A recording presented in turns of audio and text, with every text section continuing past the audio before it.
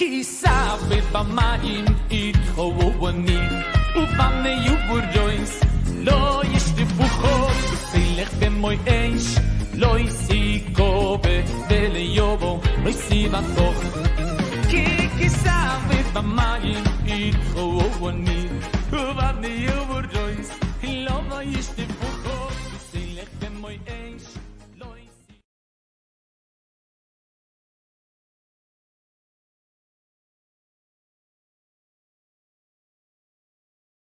Hades TV Panamá y la congregación Hades Yameinu presentan el estudio bíblico de la semana con el Rosh Dr. Alexis Gómez.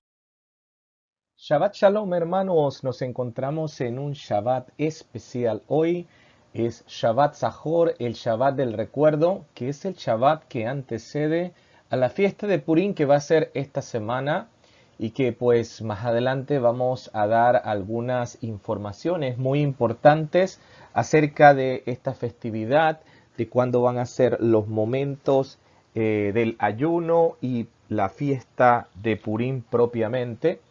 Y hoy además estamos iniciando el libro de Vaikra, el libro de Levítico, y queremos compartir una palabra muy especial en este año 5782, la cual hemos titulado El verdadero significado del sacrificio en el contexto bíblico judío.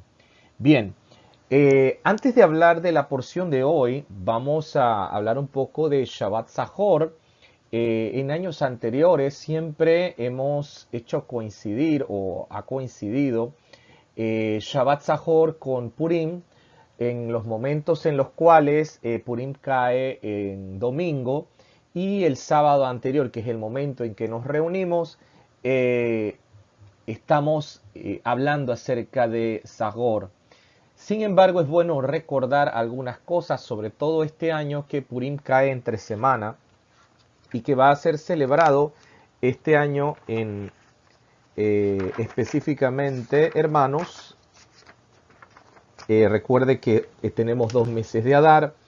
Va a ser celebrado el ayuno al atardecer del martes, iniciando el martes hasta las 6:54 del día siguiente. Es el ayuno de Esther, es decir, hasta el miércoles 16. Y pues Purim sería al atardecer del miércoles 16 al jueves 17 de marzo. Y pues Shushan Purim sería el viernes 18, o sea 17 para 18. Así que nuevamente yo voy a volver a repetir estas fechas para que las tengamos en mente para esta semana. Y de todas maneras vamos a estar mandando el recorderis como siempre durante la semana. En este día tan especial, en este día de Shabbat, nosotros el Shabbat que antecede a la festividad de Purim lo llamamos Zahor. Y ahora vamos a hablar un poco de ello antes de entrar en el tema de hoy acerca del verdadero significado del sacrificio en el contexto bíblico judío. Si nosotros nos vamos al texto de Deuteronomio, capítulo 25, nos vamos a encontrar con un texto que nos habla acerca de la situación que ocurrió en la travesía o la salida de Israel de Egipto y que hacia la tierra prometida, y pues habla acerca de Amalek.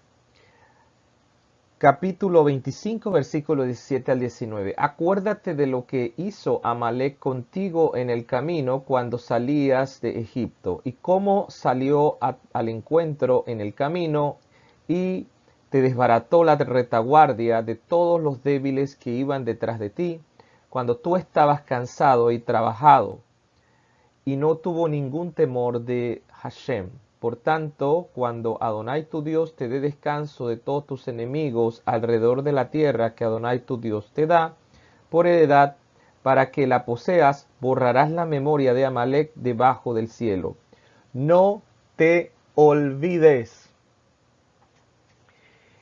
Es interesante ver un aspecto muy importante porque siempre en la mente tradicional está la idea de que la persona debe tender a olvidar todo lo que ha pasado, sobre todo a veces se habla acerca de las ofensas. Esta es una ofensa que se cometió contra Israel en su momento y algunos quizás de una manera muy tradicional dicen, bueno, está mal esa parte que en dicho popular se menciona perdono pero no olvido.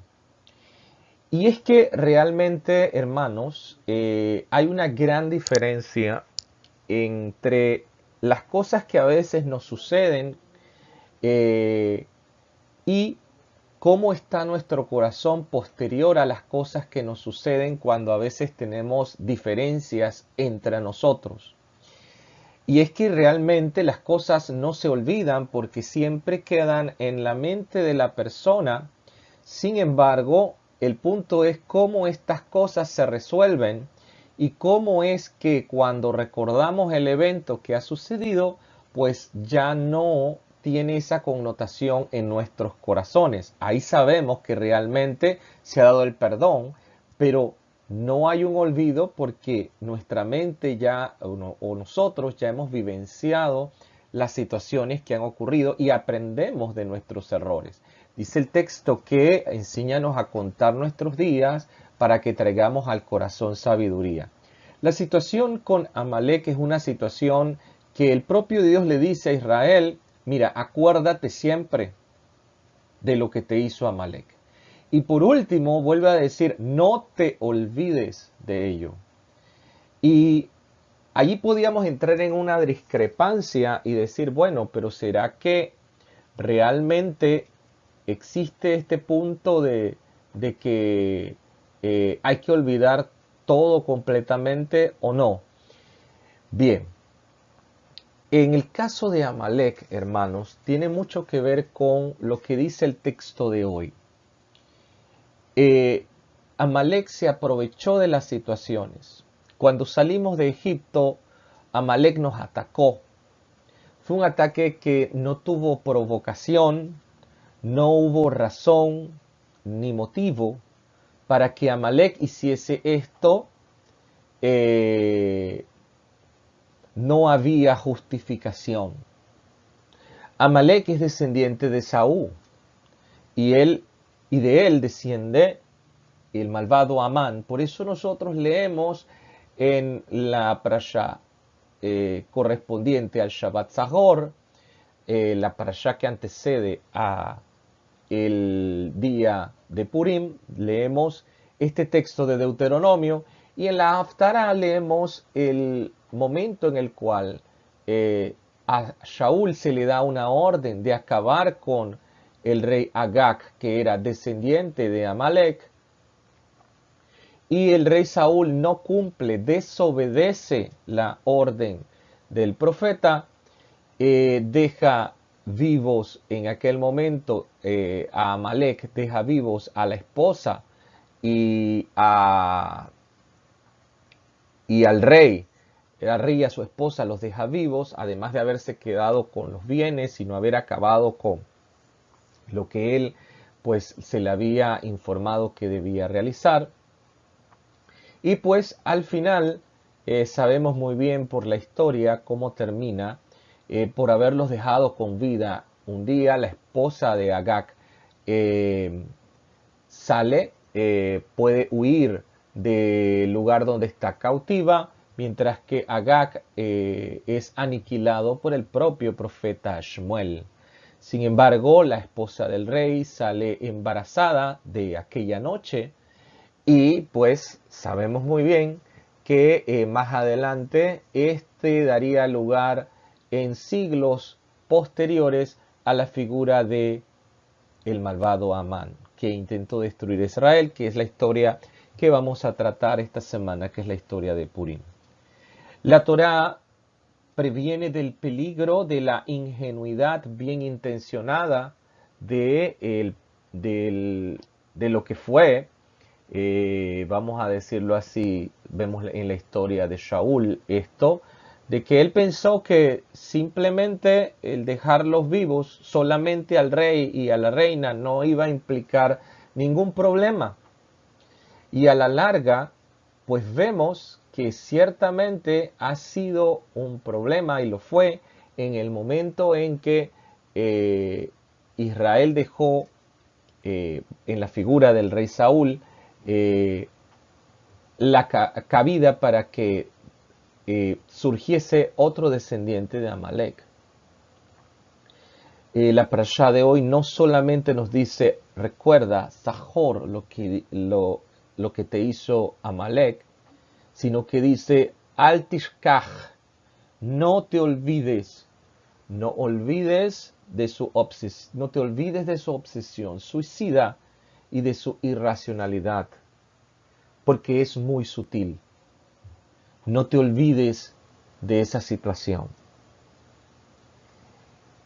Y nuevamente, repito, en este caso, en muchas ocasiones nosotros, tanto los que hemos pasado por situaciones que hemos tenido con otras personas, si realmente el arrepentimiento y el perdón son genuinos, cuando ambas personas recuerdan el hecho, pues simplemente lo ven como algo que sucedió, que hubo un aprendizaje, si hay sinceridad.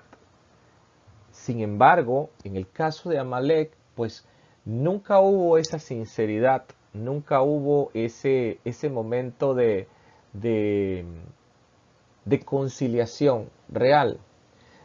Porque Amalek tiene unas características específicas que vamos a ver y que los rabinos listan para que podamos, en cierto sentido, aprender y estar alertas de la actitud de Amalek, que no solamente fue en los tiempos el caso de la historia de la reina Esther, en la festividad de Purim, que todos conocemos, la figura de Amán, de Mordejai y de Esther, y el rey Ahashverosh, sino que también ha sucedido varios intentos a través de la historia de aniquilar al pueblo de Israel, no por cuestiones políticas, no por cuestiones territoriales directamente.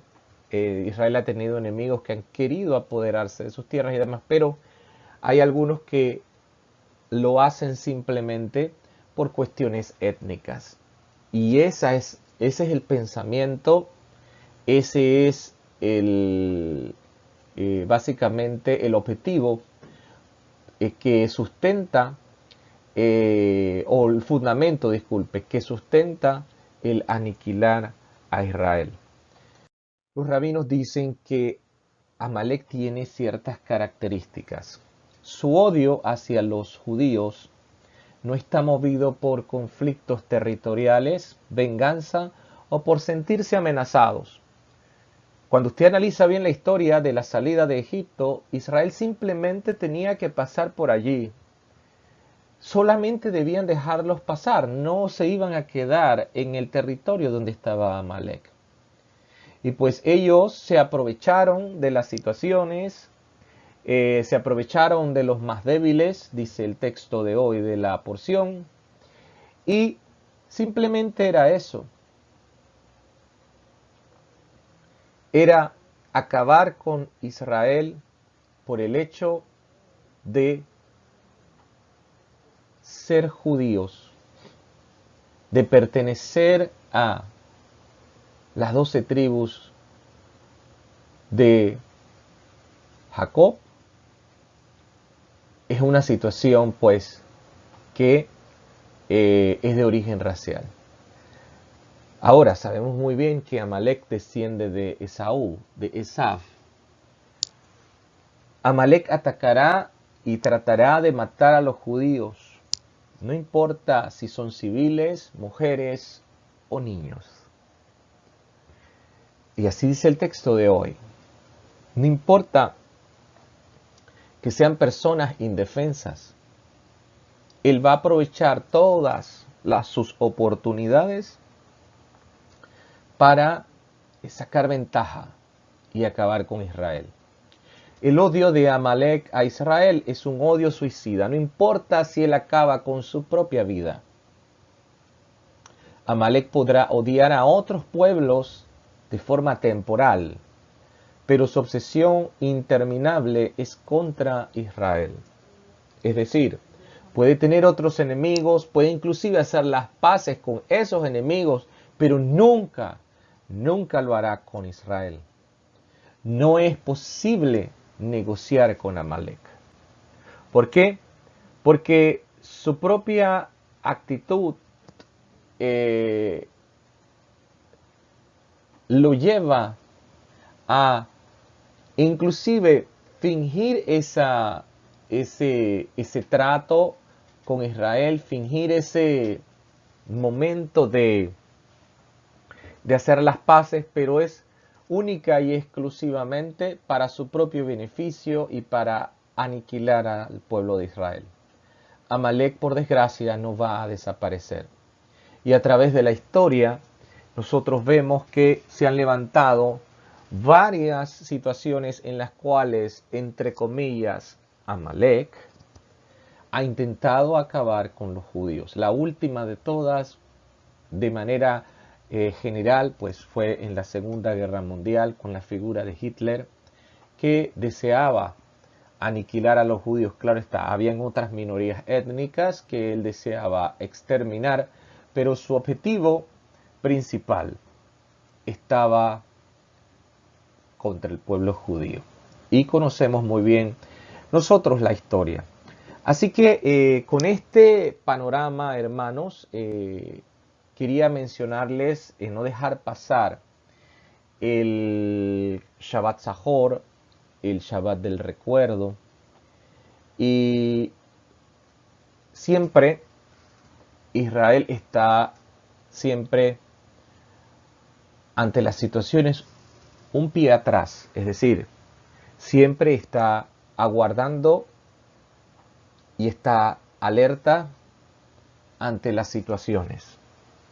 Porque ha vivido le ha tocado vivir una historia realmente llena de altas y bajas, donde sus enemigos se han aprovechado sin razón, sin justificación. Y Israel ha tenido que aprender a no olvidar lo sucedido, porque eso trae, vamos a decirlo así, experiencia, y trae el momento de poder estar atentos y guardar su vida ante las situaciones de otros que deciden acabar con el pueblo escogido de Dios. Así que es importante no olvidar, si ya lo queremos colocar desde el punto de vista del plano personal, del día a día en nuestras vidas, y siempre buscar, como dice la Biblia, la paz, y siempre también en ese aspecto saber y colocar límites ante las situaciones, porque aprendemos de la experiencia. Y realmente el perdón es importante en medio de las situaciones. Sin embargo, el hecho de poder aprender de lo sucedido y traer a la memoria el recuerdo nos ayuda a nosotros a sobrevivir como pueblo y poder llevar adelante las buenas nuevas. Y es que realmente, hermanos, como lo vamos a ver ahora en nuestro estudio, siempre se ha dado la lucha en todo ser humano entre esa parte que existe en nosotros, esas intenciones que existen en nosotros, esas inclinaciones, tanto buenas como malas. Y es en medio de esa lucha que hay, como no solamente a nivel personal, sino también desde el punto de vista social, que nosotros vemos que es necesario que podamos comprender la realidad que vivimos posterior a la caída de Adán y cómo podemos retornar a ese estado inicial. Por ello vamos a hablar un poco hoy de el verdadero significado del, entre comillas, sacrificio en el contexto bíblico judío. Muchas veces las personas piensan que cuando hablamos de la palabra sacrificio está ligada exclusivamente a el ofrecer animales. E inclusive muchos lo ven como algo que tiene que ver con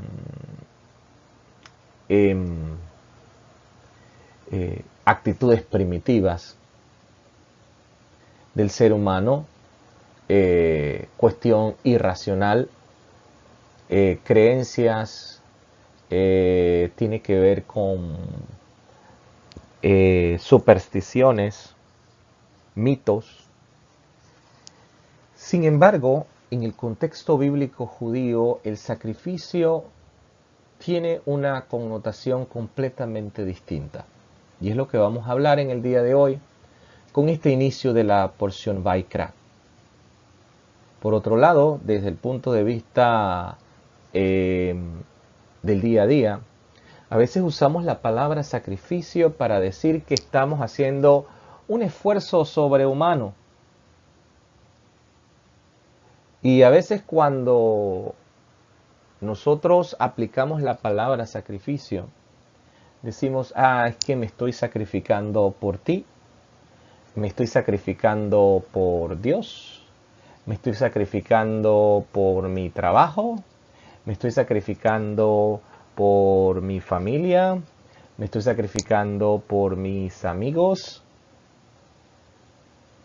Pero realmente entendemos qué significa sacrificio, no desde la perspectiva muy coloquial, popular, sino desde una perspectiva bíblica. La parashá de hoy habla acerca de las ofrendas. Y en años anteriores hemos hablado acerca de estos tipos de ofrendas que realmente eran sacrificios, o la palabra hebrea corbán, que se podían clasificar en holocaustos, ofrendas de minjá, o sea, de harina, ofrendas shlamim, de paz, ofrendas de hatat, por el pecado. Recuerden que en la Biblia existen 3 niveles de pecados. El primero es la iniquidad, avon, es decir, es cuando una persona hace el mal, lo planea, lo disfruta. ¿Ok? Ese es el rasha, ese es el hombre malvado. Está la transgresión, pshat, que no es más que cuando una persona sabe que algo está mal, conoce una ley, pero que por razones personales, sean voluntarias o involuntariamente, pero con conocimiento, transgrede, pasa por encima de la regla establecida. es un transgresor, es desobediencia. ¿Ok? Cuando una persona pasa una situación, y esto puede ocurrir, esta semana yo conversaba con los estudiantes en este inicio del año escolar, y hablábamos acerca de las faltas en la escuela. En toda escuela siempre las faltas se dividen en leves, graves y gravísimas. Muy parecido a lo que está en la Biblia acerca de los 3 niveles. Y yo les decía, bueno, cuando una persona comete una falta grave, en este caso la transgresión, y él sabe que son reglas establecidas y que traen un impacto en el grupo, y vuelve a cometer el mismo error, a pesar de que ya se ha hecho los llamados, entonces automáticamente se convierte en se eleva la categoría de la falta.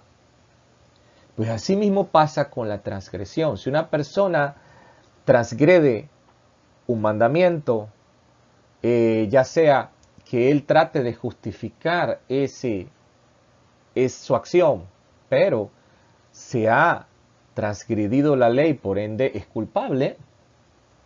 Es como pasarse la luz roja, por ejemplo, ya es culpable, aunque tenga todo lo que él pueda justificar, no se sentía bien, quería llegar a casa rápido, hay una emergencia, etcétera, etcétera, transgredió la ley.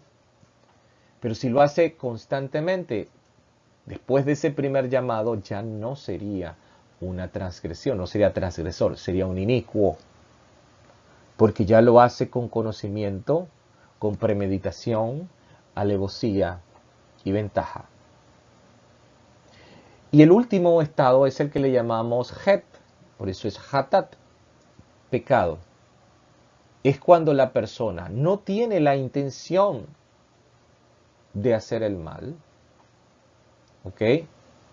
Tiene que ver mucho con intenciones. Su intención no es esa. Quiere hacer el bien, ¿ok? Trata de hacerlo, pero algo sale mal, porque está en desconocimiento. Algo sale mal y de repente cuando ya todo sale mal, él no sabía que había alguna situación. Asimismo, como clasificamos las faltas en el sistema judicial, en los colegios, igual también la Biblia hace estas alusiones. También hay una ofrenda llamada Olevioret, que es variable, ascendente. Y por último, la ofrenda de Asham, por la culpa. Hoy nosotros no vamos a hablar de estas ofrendas, sino que nos vamos a dedicar exclusivamente a hablar acerca del concepto del sacrificio. Y para mí es muy importante que nosotros podamos entender, hermanos, este tema, porque realmente esta es la base para entender la obra del Señor Yeshua. Para que nosotros podamos entender verdaderamente cuál es el objetivo. Siempre se ha dicho, la sangre de Cristo tiene poder. Y a veces las personas piensan que es la sangre de por sí, que es la que tiene un poder especial, solo por ser la sangre de Cristo, unido a la situación de que Cristo es Dios y todo lo demás. Cuando en el fondo, realmente desde el punto de vista bíblico judío, no es así. Y eso lo vamos a hablar en el día de hoy. Es muy importante que veamos que desde el inicio el ser humano pues ha tenido la oportunidad de vivir en ese mundo que Dios creó, que pues fue llamado el Gan Eden, el jardín del Edén. Y nuestra realidad en el jardín del Edén era una realidad completamente distinta a la que nosotros vivimos hoy. Había una relación cercana de Dios y el hombre. Y esto lo hemos explicado en innumerables estudios. Y no solamente eso, cuando usted se detiene a leer los primeros capítulos del libro de Bereshit, de Génesis, usted se da cuenta que Dios le entrega al hombre la mayordomía, le entrega al hombre todo lo que en el mundo existe y solo le pide una cosa que no es imposible de cumplir.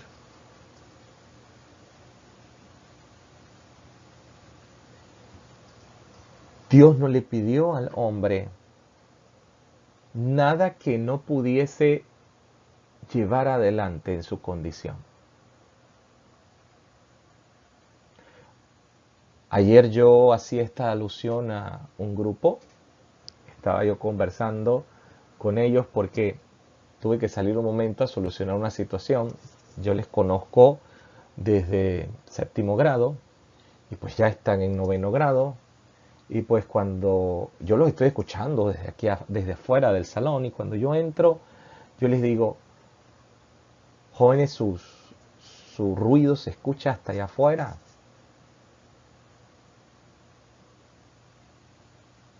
Y les recordé que el mismo llamado de atención cuando ellos estaban en 7º, se los volvía a recordar.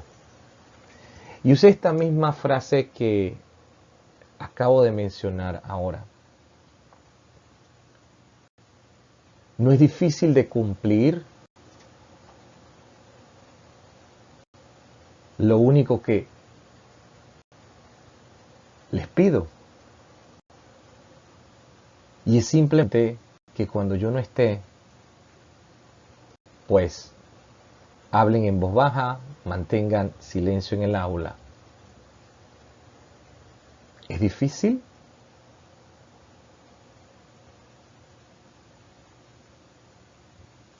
Pero el hombre siempre ha tenido problemas con la obediencia. Bueno, unos más que otros, porque va a depender del carácter de cada uno. ¿Ok? Y pues ellos ciertamente reconocieron que, es cierto, no es difícil lo que les pedí. Y el hombre, volviendo al punto de Adán, únicamente tenía que labrar, guardar. Y bueno, ni labraba, hermanos, porque dice que no tenía ni siquiera que regar el jardín porque el rocío llegaba siempre, estaba el canopio todavía, y todo tenía una orden perfecta. Ese labrar, que es abda, era servir a Dios. Ul Shamra era guardar sus mandamientos, guardar la voluntad de Dios. No era difícil. Y Dios le dijo, le dio una prohibición. Mira, puedes comer de todos los árboles que están aquí, excepto de uno, ese, que está en el medio. Y el árbol de la vida y el árbol del conocimiento del bien y del mal estaban cercanos, porque ciertamente el día que comieres de él, morirás.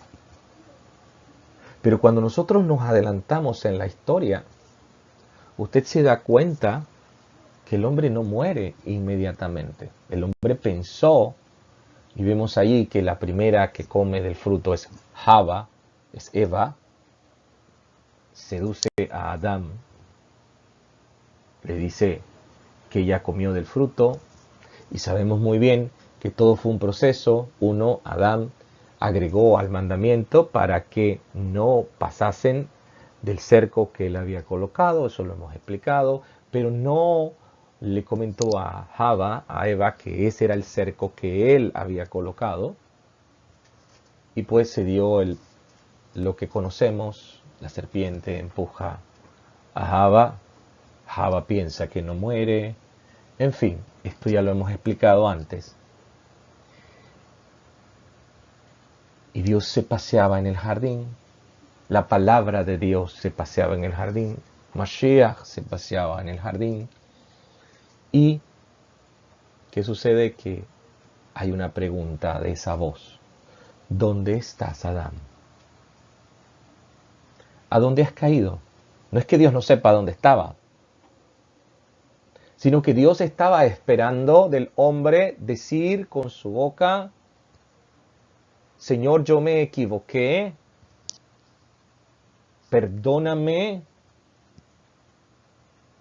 yo te desobedecí.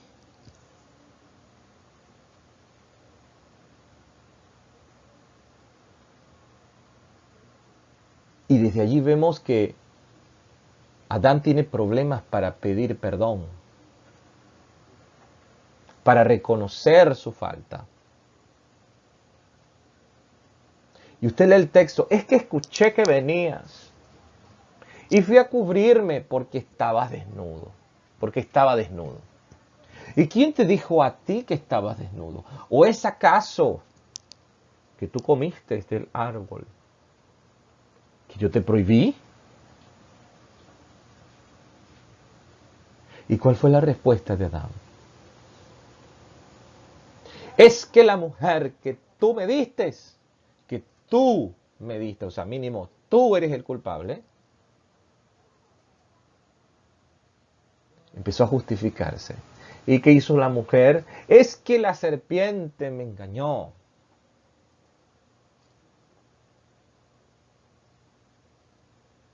Observen, no hay una sola palabra de agacho mi cabeza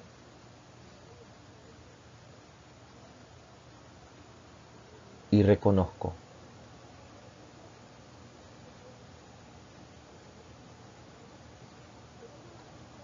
Y hubo una sentencia y Dios fue misericordioso con esa sentencia. Quiero decirles, hermanos, Dios fue misericordioso. ¿Por qué Dios fue misericordioso? Porque nos dejó vivir. Porque realmente el mandato fue: porque el día que comieres de él, ciertamente morirás.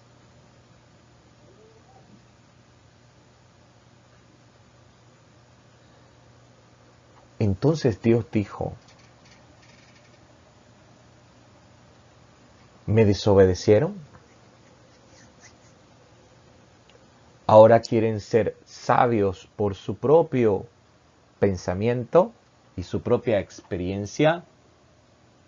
Querían obtener la sabiduría por su propia experiencia, porque eso es lo que representa el árbol del conocimiento del bien y del mal. Poder comprobar y degustar por sí mismos, sin que yo los instruya.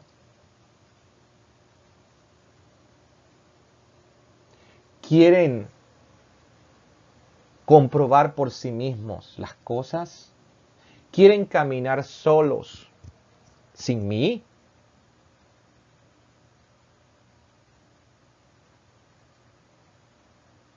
Porque quieren por ellos mismos saber lo que es bueno y lo que es malo.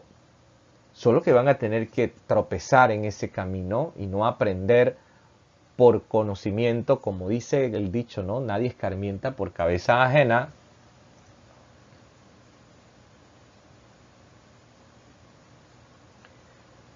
¿Y qué sucede? Entonces Dios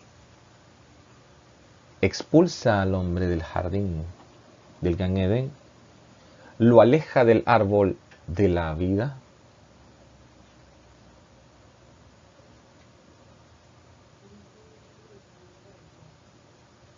qué sucede, hermanos? Dios se aparta, se aleja del hombre. Por dos razones. La primera, para que el hombre le busque. Que sea Dios el que está esperando a que el hombre le busque. Le deja en su libre albedrío para buscarlo. No lo obliga. Pero por otro lado también, para mantenerse distanciado del hombre, porque en su ira puede acabar con el ser humano. Por su santidad puede acabar con el ser humano. Porque estaría mucho más latente el pecado del hombre si lo tiene cerca. Entonces Dios se distancia. Dicen los rabinos en el Talmud que cuando Caín mata a Abel, Dios se distancia mucho más. Y así sucesivamente, como dice el Talmud, en el Tratado de Hagigá hay 7 cielos. Dios se va distanciando, hasta que se aleja por completo con la generación del diluvio, con lo que le hizo Nimrod en su rebelión, en su rebeldía. Solo cuando llega la figura de Abraham Avinu, Dios empieza a acercarse poco a poco al ser humano. Cada patriarca hace con que Dios se vaya acercando. Y es en el momento de la entrega de la Torá que Dios desciende al punto de estar cercano, no del todo, pero mucho más cercano al hombre, tal como era la realidad en el Edén. Al punto que cuando usted ve que Moshe recibe las tablas de piedra, su rostro vuelve a resplandecer como lo era Adam Arishon.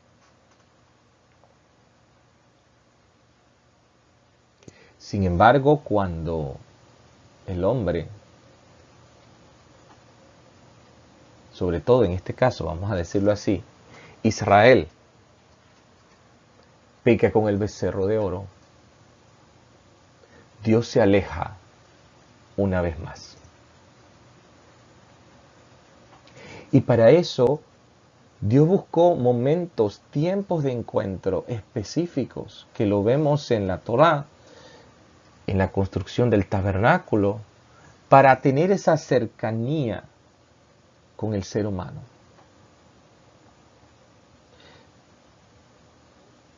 Pero observe que la cercanía del ser humano con Dios está condicionada a sus actos. Si sus actos van acorde a la voluntad de Dios, Dios se acerca. Si no van acorde a la voluntad de Dios, Dios se aleja.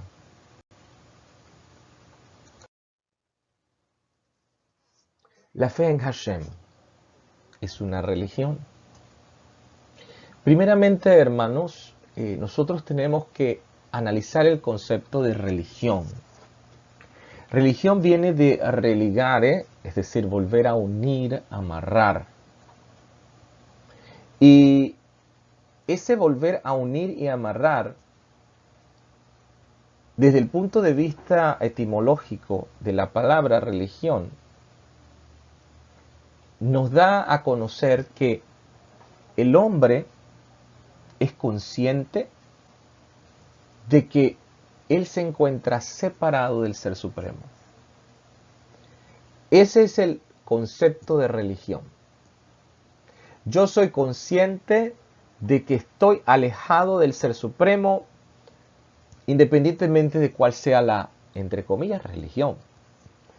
Estoy apartado de la perfección.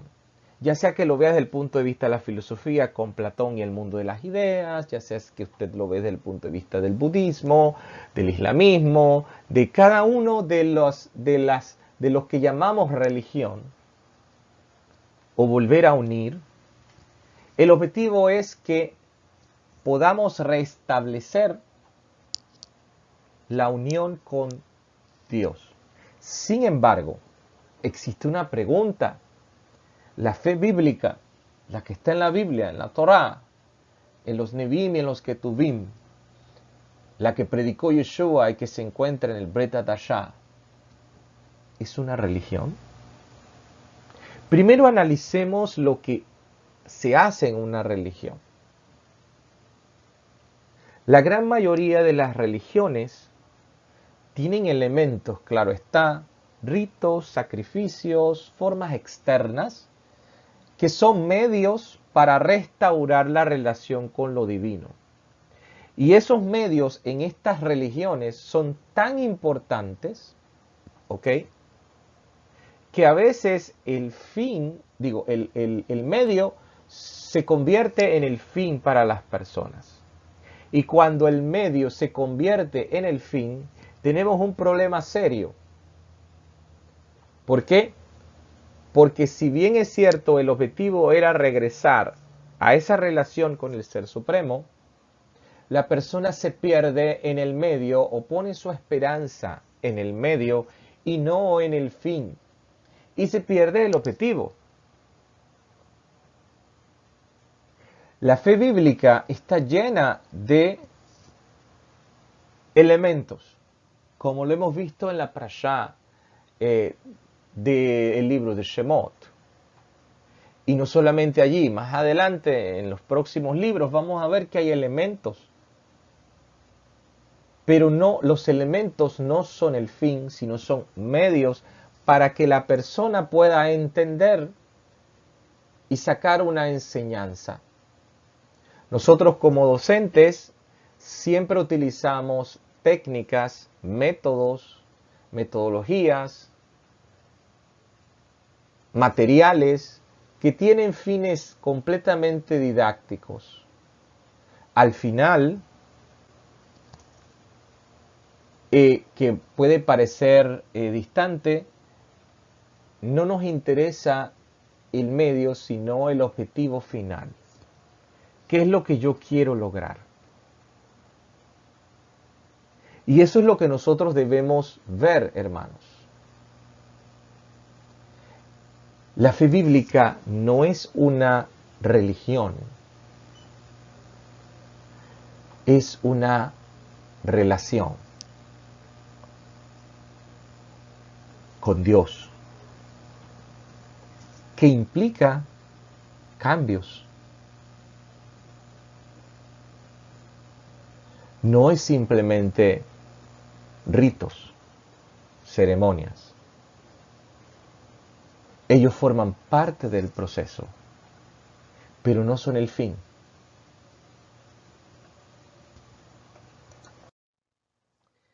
En la idolatría, típicamente, vamos a poner un ejemplo de elementos y vamos a hacer la comparación con la fe bíblica.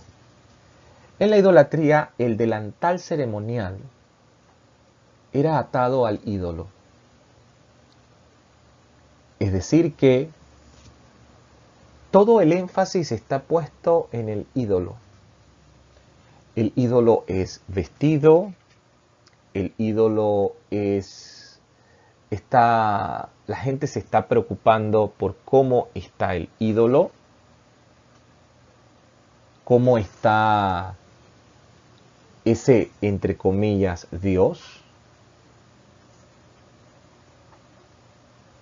Y que a través de las ofrendas, a través de los rituales, de lo que se le ofrece al ídolo, se busca controlar al ídolo y ponerlo de su lado.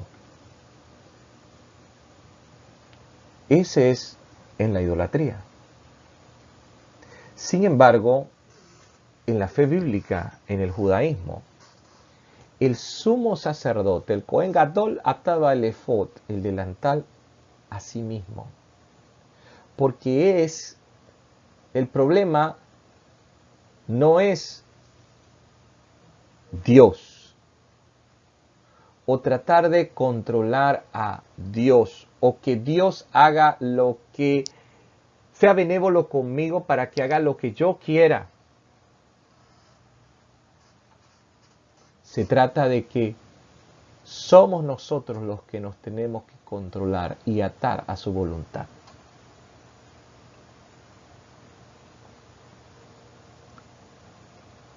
El hombre tiene dos partes que nos conforman.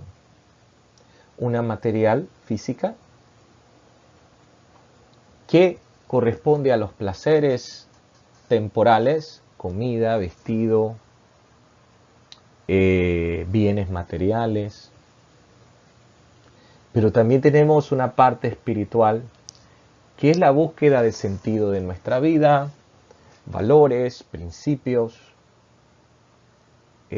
buscar la felicidad, el bien. ¿Ok?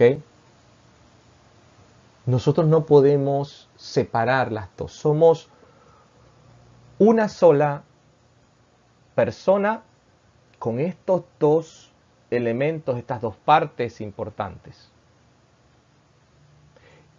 Antes de la caída del jardín del Edén, todo lo que era, hablando desde la perspectiva del elemento físico, estaba superditado por lo espiritual, por el Espíritu de Dios que habita en nosotros, que nos da vida. Pero una vez que el hombre desobedece a la voluntad de Dios, en la figura de haber comido del fruto prohibido, se invierte el orden. Y ahora son las pasiones, los instintos naturales, los que dirigen nuestra vida, nuestros impulsos. Y es aquí donde el hombre tiene una gran tarea en toda su vida. Y es aprender a controlarse a sí mismo. Por eso Dios colocó mandamientos. Y observe, cuando empezamos antes de la caída, Dios nos da una bendición. Nos dice, creced y multiplicaos. Un mandato. Y nos dice también que tenemos que guardar y labrar el jardín. Y nos dice que no debemos comer del fruto del árbol que está en el centro, que es el árbol del conocimiento del bien y del mal. No había más instrucción. Pero luego de esa situación, Dios tiene que tratar con un pueblo, ¿verdad? Primero intenta tratar con la humanidad se desvía, lo vimos en la generación de Noah y todo lo demás. Pero luego trata con un pueblo, con los descendientes de Abraham, y Dios entrega la Torá con una serie de mandamientos, estatutos, ordenanzas que tienen la misión de guiarnos hacia los placeres espirituales revestidos de un matiz físico. Es decir, que lo que está externo es una excusa para poder, o es el vestido para que se pueda palpar lo que es espiritual, lo que Dios está buscando verdaderamente. Y es muy interesante, hermanos, usted no se ha puesto a pensar que en la Torá hay varios mandamientos en los cuales Dios prohíbe el sufrimiento de los animales. Dios lo prohíbe. E inclusive manda a que si un animal cae en un hoyo, usted es responsable de sacarlo, quitarle la carga.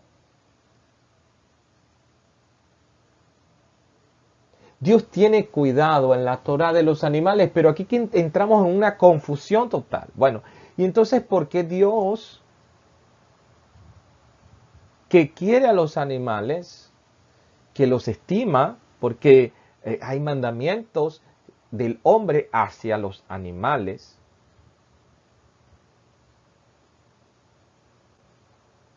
y también los hay en las cuales hay que acabar con la vida del animal si el animal es un animal salvaje, etcétera, ¿verdad?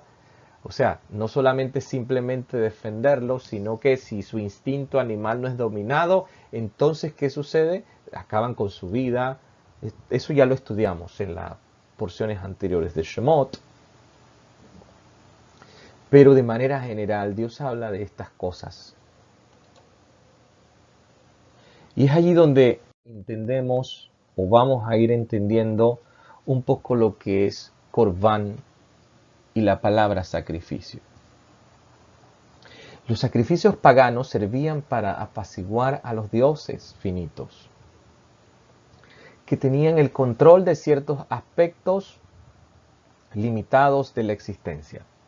Los griegos tenían varios dioses, y sabemos de ello por cada una de las crónicas que son mencionadas, sobre todo los libros de Homero y otras obras que nos hablan de esas situaciones, de dioses que tienen características humanas y tienen pasiones humanas, y a cada uno le es colocado un lugar específico, un dominio específico.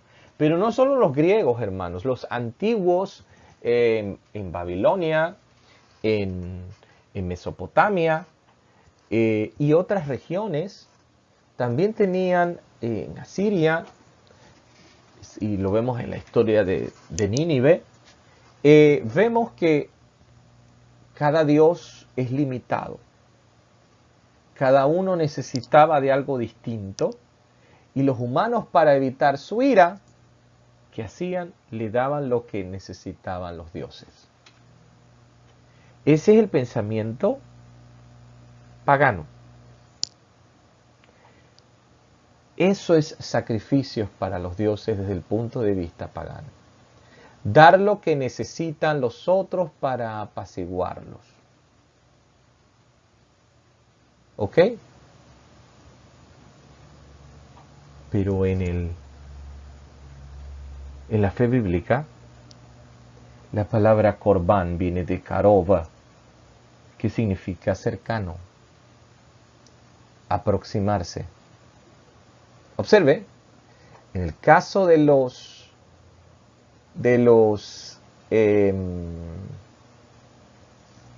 paganos, la idea es, voy a darle al Dios algo que lo mantenga contento y distraído, mientras que yo sigo haciendo lo que yo quiera, y con eso yo lo calmo, porque yo lo domino a él. Y de esta manera yo lo apaciguo. Pero sigo haciendo lo que yo quiera. En el caso de la palabra Corbán, no funciona así. El Corbán es para que usted se aproxime, se acerque a Hashem. Implica unión, acercamiento. En la fe bíblica, hermanos, las ofrendas que usted vio aquí en este texto de la Parashá Vaikra no son para Dios. No lo son. Las ofrendas son para nosotros. ¿Cuál es el objetivo real? ¿Recuerdan que les dije que el mandamiento necesita ser revestido de un matiz? Él es espiritual, pero necesita ser revestido de un matiz físico. Cuando usted ofrenda en la fe bíblica, el sacrificio no es para Dios, porque Dios no necesita de carnes de animales, ni de toros, ni de bueyes. ¿Se acuerdan las palabras del profeta? Que algunos dicen, por eso fue abolido el sistema sacrificial, porque misericordia quiero y no sacrificio. Ciertamente Dios quiere misericordia, quiere gracia, quiere un cambio de la persona y no el sacrificio en sí. El sacrificio es el medio que nos enseña a tomar de lo que es físico, santificarlo, porque muchas ofrendas, por ejemplo, de Shlamim, eran ofrendas que no era que se consumía todo, había una parte que se comía. Y observe muy bien, hermanos, todo sacrificio tiene el objetivo de llevar al hombre a dominar su instinto animal. Como les decía anteriormente, la Torah se preocupa por los animales porque no sufran. Claro está, como ya dije, hay castigos para los que son, los que no pueden dominar su instinto. Pero de manera muy general, Dios cuida de los animales. Pero esto es interesante ver por qué Dios utiliza como medio el sacrificio en el templo. Porque debemos entender cuál es la dinámica. Cuando un hombre peca, él debe ofrecer un corbán, algo, como decíamos, karov, algo para acercarse a Dios, para reparar su error, porque ¿qué pasó? Ese vínculo de amistad que debería existir entre el hombre y Dios se rompe. Esto lo podemos aplicar en nuestra vida. Cuando nosotros amamos a alguien verdaderamente, nosotros vamos a hacer lo imposible por restablecer esa relación si nosotros discutimos o si nosotros nos distanciamos o si le echo mal a alguien. Yo voy a buscar la forma de restaurar esa relación si existe el vínculo de amor verdadero. Si no existe amor verdadero, entonces ciertamente la persona no tenía esa relación. Así mismo ocurre con Dios. Si realmente amamos a Dios, hermanos, no es cuestión de yo creo en Él, yo hago oración en las mañanas. Es si realmente en el corazón existe ese amor y hemos pecado, nos hemos equivocado. Vamos a buscar la forma, como seres humanos, de reparar esto. ¿Qué pasaba con el proceso del corbán? El transgresor da un paso adelante y declara: he cometido un error y me arrepiento del daño que esto ha causado a mi alma. Observe, hay una declaración. Mi lado animal se ha apoderado de mí. ¿Ahora entienden por qué se lleva animales? Mi lado animal se apoderó de mí. Mi instinto del mal, el Yetzer Hará, se apoderó de mí. No deseo repetir este error nuevamente. Observe, hay arrepentimiento y no remordimiento. Son dos palabras completamente distintas. Porque usted puede decir: me siento muy mal por lo que hice, y a los 2 o 3 minutos usted está volviendo a hacer lo que dijo que ya no iba a hacer. Entonces no hay arrepentimiento, sino remordimiento. Entonces no aprendimos la lección. Y póngase a analizar, hermanos, porque así lo analizo yo, con las personas, ciertamente. Ahora que estábamos hablando al inicio recuerda, Zahor, lo que te hizo Amalek, y hablábamos acerca del perdón, y que si se olvida, que si no se olvida. Si hay un arrepentimiento genuino, me ha ocurrido en muchas ocasiones, hermanos, que a veces hemos tenido diferencias, porque así somos los seres humanos, ¿no? En los cuales en algún momento no nos llegamos a comprender entre nosotros, pero llega un momento en el cual las personas buscamos el espacio para poder conversar y demás, e inmediatamente, hermanos, se da ese acercamiento, y si hay sinceridad en ambos lugares, ¿ok? No va a ser inmediato, porque como les dije, el ser humano siempre tiende a tener sus reservas el uno al otro. La confianza se puede llevar adelante, se puede restablecer esa relación. ¿Y qué sucede, hermanos? Se fortalece si hay sinceridad en ambas vías. Si hay sinceridad. ¿Ok? Asimismo ocurre con Dios. No volver a repetir ese error. A través de este sacrificio me comprometo a que mi animalismo no sea la fuerza dominante en mi vida. O sea que el medio es el sacrificio. Pero ¿qué debe ocurrir en la mente de la persona? ¿Ok? Y antes de hablar un poco del sentido del Corbán, nosotros tenemos que saber, hermanos, que realmente ese animal que está siendo ofrecido está tomando mi lugar.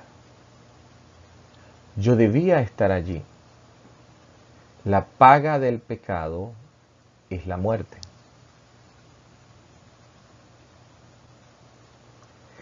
Allí debe haber una toma de conciencia.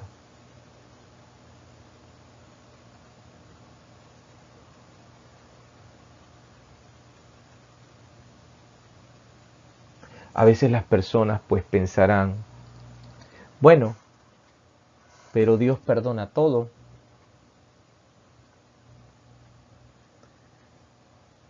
Sin embargo, muchas veces nosotros no vemos que las situaciones que ocurren en nuestra vida, que las transgresiones, iniquidad, pecado, no solamente afectan nuestra relación con Dios, sino también afectan a nuestro entorno, a aquellos que nos rodean.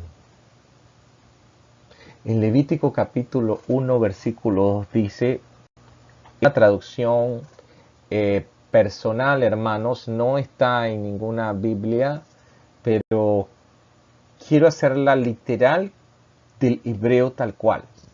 ¿Ok?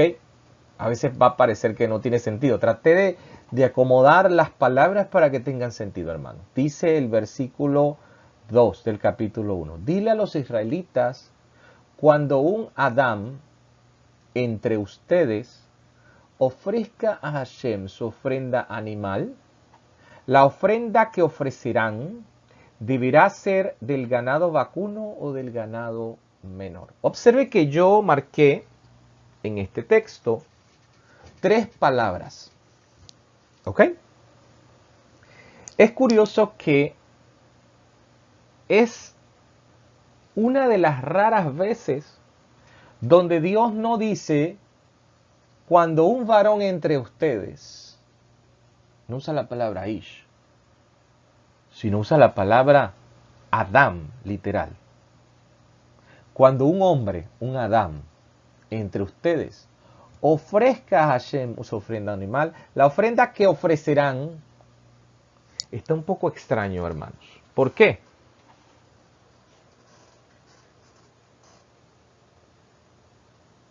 Porque el primero está en singular, guardando a Adam, y de repente se transforma en plural. Gramaticalmente es extraño. Pero en la Torá, cuando estas cosas ocurren, es porque hay un objetivo específico. Adán está allí para recordarnos que este texto está ligado a lo que pasó en el jardín del Edén.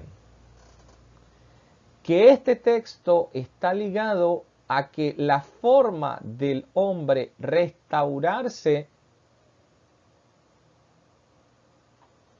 está conectada directamente con el inicio de la Parashá Vaikra o del libro de Vaikra, que nos va a hablar acerca de cómo llamar a Dios para que Él, porque eso es lo que significa literalmente Vaikra, y Él llamó cómo llamar a Dios a nuestras vidas, así como lo fue en el jardín del Edén, que se paseaba en el jardín.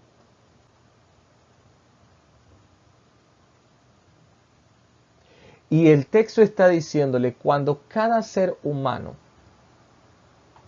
entienda para sí lo que es el sacrificio de animales, es decir, lo que explicábamos anteriormente, que la persona reconoce, tiene la firme convicción de no volver a caer en el mismo error, ¿ok?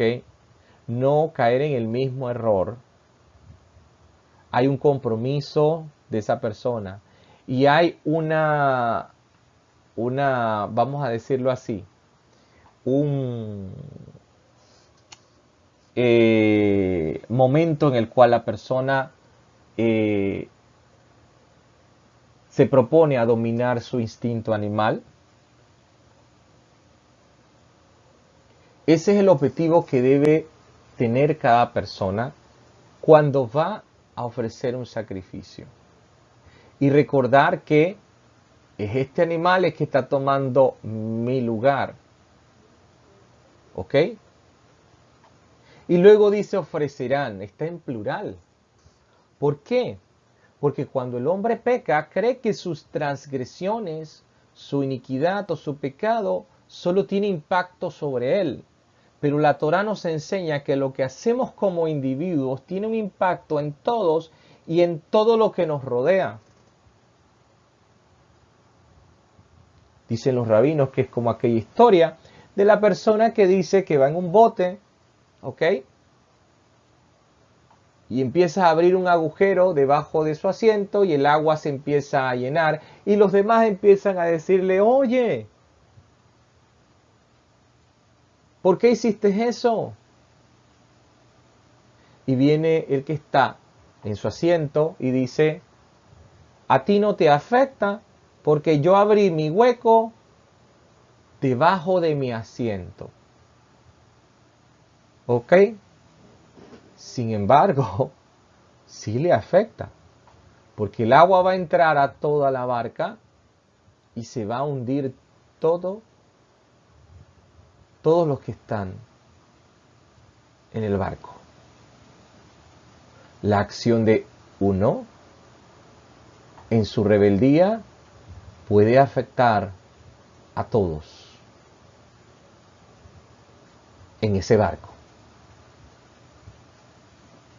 Entonces no es solamente, por eso la Torá habla de sacrificios, de korbanot, que tenían que ver con el aspecto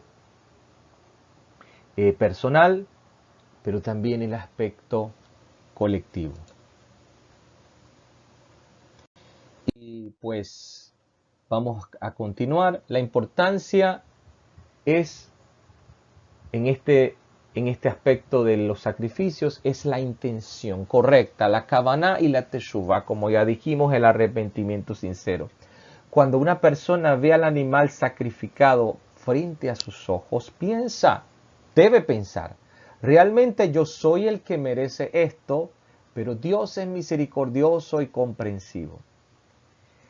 Es una experiencia espiritual muy poderosa ver que un animal está tomando mi lugar, porque el que debería ser sacrificado o haber muerto, porque la paga del pecado es la muerte, porque así nos dijo Dios desde el momento que estamos en el jardín del Edén, si comes de ese fruto ciertamente morirás, y no ocurrió, Dios fue compasivo,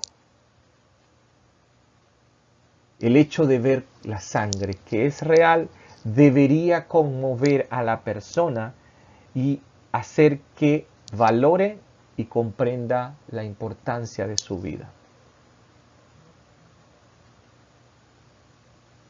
Y eso hace con que él no vuelva a pecar.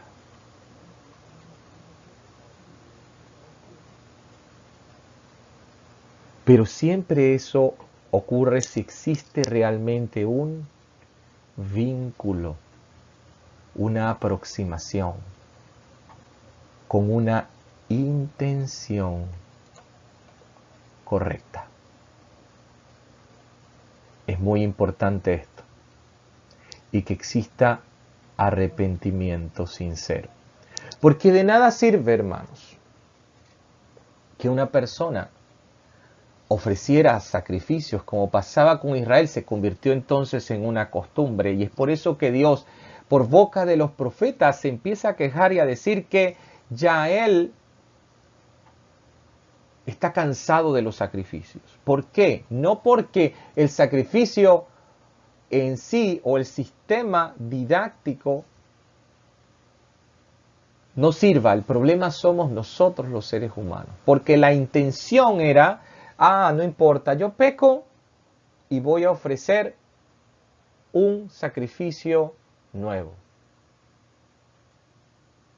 Y le pido perdón a Dios. Igual pasa con las personas. No importa, yo hago esta situación y mañana pido perdón, pero mañana vuelvo y nuevamente hago lo mismo. No hay un cambio real.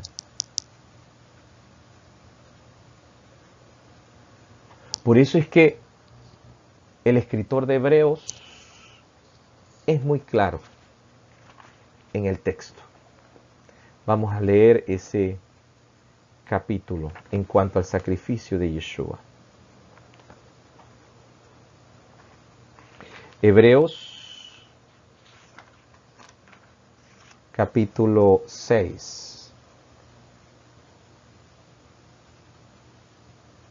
Por tanto, dejando ya los rudimentos de la doctrina de Mashiach o de la Torah del Mashiach, Didaje, está aquí, vamos adelante hacia la perfección, no echando otra vez el fundamento del arrepentimiento de obras muertas de la fe en Dios, es decir, hacer las cosas de una manera repetitiva, ritualística, sin en realidad entender el sentido y que eso transforme nuestras vidas.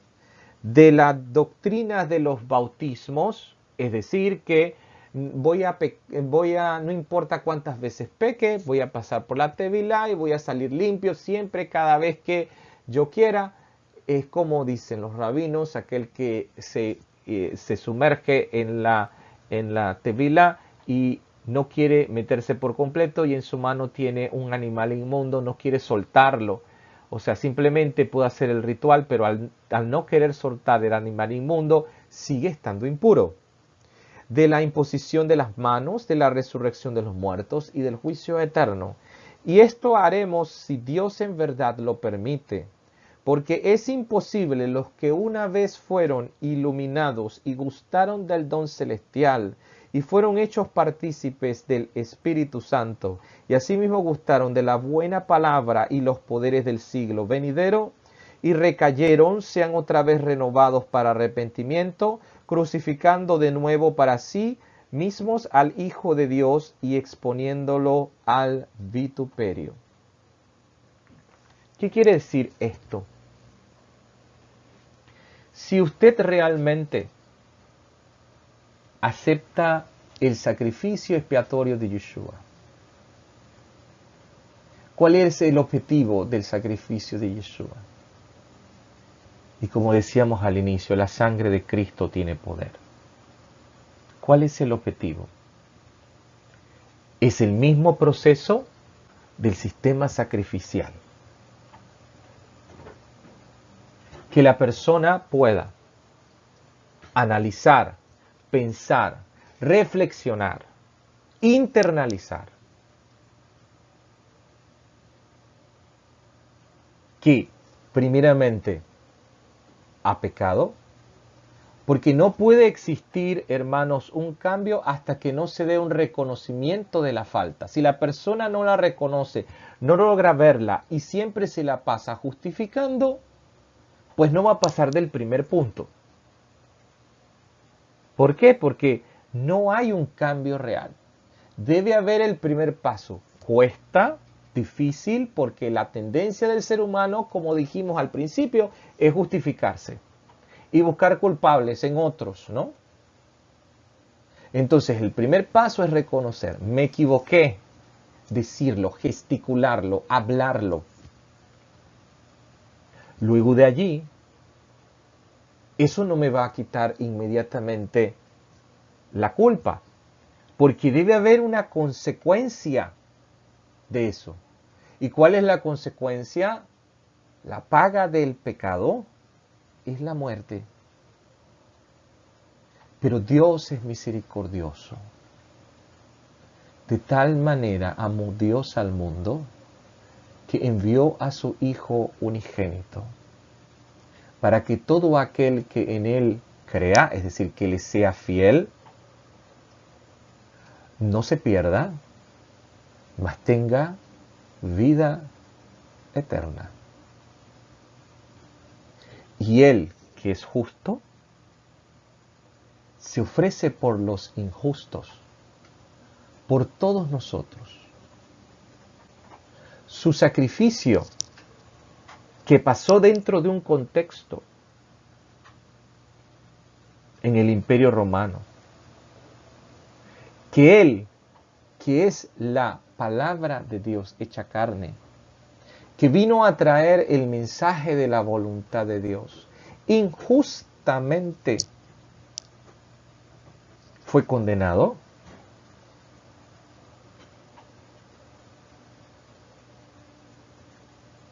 Él se convierte, como dice el libro de Hebreos, en esa expiación. Hay una frase en Moed Katan que dice, la muerte de los justos expía. Él como justo se ofrece por todos nosotros. ¿Sí? Y ese sacrificio de Yeshua debe llevar a la reflexión y a pensar, Él siendo justo, como aquel ladrón en la cruz, ¿verdad? Nosotros estamos pagando justamente por nuestro pecado, por nuestros errores, pero nada malo ha hecho. La gente debe de entender, nosotros como creyentes debemos entender que el sacrificio de Yeshua es un sacrificio por amor. Dios amó al mundo de tal manera. El mundo, en medio de su injusticia, como el propio Yeshua decía, mató al hijo del campo, del dueño del campo, que los labradores malvados mataron. Y que, como el propio Yeshua dice, si con el árbol verde hacen esto, es decir, con el justo hacen esto, imagínense qué va a pasar con el seco. Imagínense qué va a pasar con los que han pecado. Entonces, hermanos, cuando nosotros podamos internalizar, Él siendo justo, se ofreció por usted y por mí. Y si yo realmente reconozco mi falta, reconozco que debo ser castigado, aquí entonces entra la gracia de Dios a través del sacrificio de Yeshua, que realmente tiene poder esa sangre en la medida en que usted y yo podamos reconocer internalizar, tomar acción de cambiar porque realmente amamos a Dios y porque realmente nosotros debemos seguir adelante con ayuda de Dios, claro está, pero que ese sacrificio que ofreció nuestro Señor Yeshua realmente se ha internalizado, cambie nuestras vidas, nuestra forma de ser, porque realmente amamos a Dios. Por eso el texto de Hebreos termina diciendo, es imposible que una persona que haya disfrutado, haya caminado, haya escuchado la palabra de Dios y degustado los bienes del mundo venidero del Olam Abba, es decir, del reino de Dios, es imposible que una persona como esta caiga y vuelva una y otra vez sin arrepentimiento, piense que el sacrificio de Yeshua es realmente importante. Es imposible que pueda ser restaurado. Porque realmente, hermanos, lo que sucede es lo siguiente. La persona debe reconocer, como ya dijimos, luego, en medio de ese arrepentimiento, viene entonces el proceso de la expiación a través de la sangre de Yeshua y la firme convicción de no volver a caer en el mismo error. ¿Ok? No somos exentos de pecar, pero siempre, cada día, haciendo nuestro esfuerzo por el amor que tenemos a Hashem, nuestro Dios. Para concluir, en el mundo actual, nos convencieron que la prioridad es asegurar nuestra propia felicidad. Muchas personas viven solo para sí, para ver su propia conveniencia y sus necesidades. Las personas le exigen a Dios, pero no están dispuestos a devolverles nada. Y cuestionan constantemente a Dios diciendo, ¿por qué me pasa esto o aquello?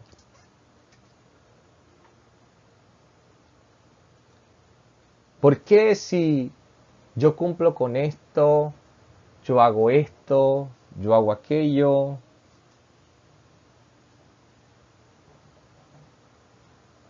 Pero no han hecho un análisis real de cómo va su vida y su relación con Él. Es un constante quejarse, pero nunca quieren escuchar a Dios diciendo, ¿por qué no me buscas? ¿Por qué me has olvidado? ¿Por qué siempre quieres hacer tu voluntad y no escuchar mi voz? Solo escuchan su propio llanto.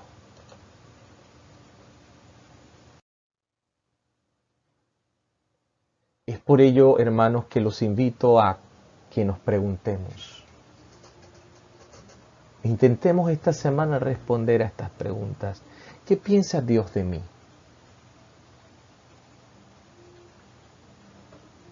Si yo hago un análisis de mi vida, ¿qué Dios respondería de mí hoy?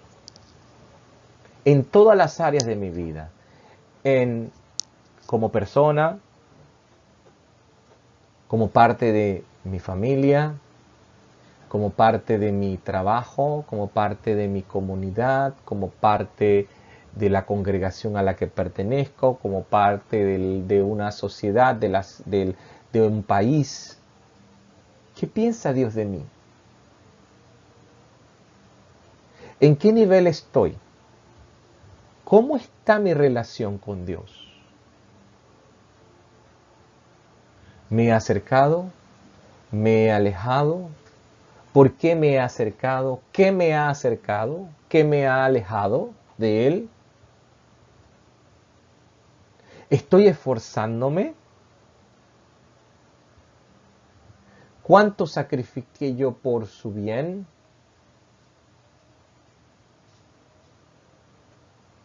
Y recordemos la diferencia de que se usa siempre esa frase, porque yo estoy sacrificando esto o aquello. Sacrificio para realmente para los paganos es apaciguar a los dioses, para que hagan lo que yo quiera. Mientras que sacrificio para la Biblia es acercarnos a Dios, pero sometiendo nuestras inclinaciones naturales para que sirvan a Dios y que podamos hacer su voluntad que se encuentra en su palabra. ¿Cuál es el termómetro, hermano, para saber si su vida está caminando de acuerdo a la voluntad de Dios? Y no se deje engañar de su propio Yetzer Hará, que el Yetzer Hará engaña, y le hace creer que usted está bien. La Torá muestra, es el espejo, lo he repetido muchas veces, es el espejo de cómo está nuestra vida verdaderamente. En ella usted sabe lo que a Dios le gusta y lo que no le gusta sin maquillaje. Para que podamos hacernos esta última pregunta. ¿Será que su voluntad es mi voluntad? ¿Será que podremos en algún momento decir como el propio Yeshua, aparta de mí este cáliz, pero que no se haga mi voluntad, sino la tuya? Que el Eterno nuestro Dios nos bendiga y nos guarde en el nombre de Yeshua. Nuestro tiempo de tefilá. Quiero pedir sus oraciones. He estado en las últimas semanas un poco enfermo y pues ya este fin de semana pues la situación ha empeorado. Gracias a los hermanos que están al pendiente de mí, de mi salud, de mi familia, sabiendo un poco cómo estamos. Que el Señor les retribuya grandemente por estar al pendiente de la familia pastoral en cada escrito que enviamos, en cada felicitación de Shabbat Shalom. Queremos orar por la salud de la hermana Edith, del hermano Hernando, de la hermana Antonia, del hermano José Rodríguez y del hermano Alejandro Bonilla, por la salud de la hermana Narqui, de la hermana Heredia, del hermano Enrique y de su familia, por el profesor Jerry y su esposa Michelle, por Bianca, por nuestra hermana Victoria y el hermano Víctor y su familia en Estados Unidos, por la salud de la pequeña Fátima, por la salud de mi tía Alma y de mi tío Máximo Gilberto, por la salud y la recuperación del hermano Raúl Troya, agradeciendo a Dios lo que está haciendo en su vida. Queremos colocar también a cada hermano, a cada hermana de la comunidad, según sus necesidades, que el Señor supla, restablezca, fortalezca en el nombre de Yeshua. Oramos por el hermano José Bocanegra, la hermana Yamilet, la hermana Elena. Oramos también por la hermana Lisette y por todos los hermanos de la comunidad. Oramos también muy especialmente por la salud del hermano Andrés, que me escribió esta semana también para saber cómo seguía de salud. Que el Señor pueda traer refugio a Shelema, salud completa. Por la recuperación de mi papá también y de mi mamá y de mi hermana. Oramos al Señor nuestro Dios y colocamos en su altar estas personas para que el Señor pueda traer cura completa en el nombre poderoso del Señor Yeshua. Que el Señor les bendiga y les guarde, les restablezca, les fortalezca. Y queremos también colocar a la vida del rabino Marcelo, la vida del rabino Mateus y toda su familia, la vida del rabino Shulam y su esposa Marcia, y el ministerio Ensinando de Sion y el ministerio de Tivia en Israel.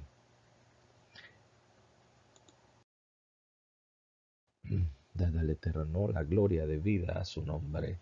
Traed ofrendas y venid a sus atrios. Agradecemos a los hermanos que se mantienen fieles al Señor en cumplir con su diezmo y ofrendas, y que el Señor nuestro Dios pueda retribuirles grandemente en el nombre del Señor Yeshua. Vamos a recibir en este momento la bendición final.